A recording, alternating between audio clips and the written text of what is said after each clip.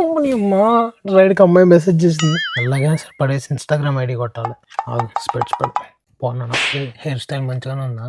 Perfume కొట్టుకొని వెళ్ళిపోదాం. మంచి ప్లేలిస్ట్ సెట్ చేసుకోవాలి. నైస్. కార్లో ఫ్రెషనర్ అయిపోయినట్టుంది, కొందాం. అమ్మ రైడర్, గోస్ట్ రైడర్.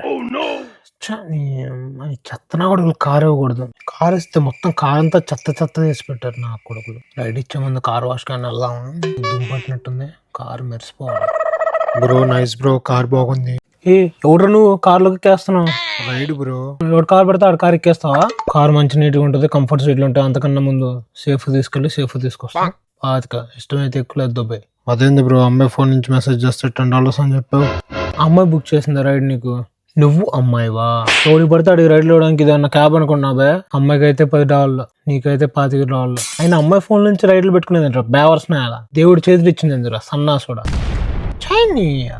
ఎవరి టైంలో వేస్ట్ చేస్తారు? అంత ఖాళీగా ఉన్నాం అనుకుంటున్నావు ఏంట్రా?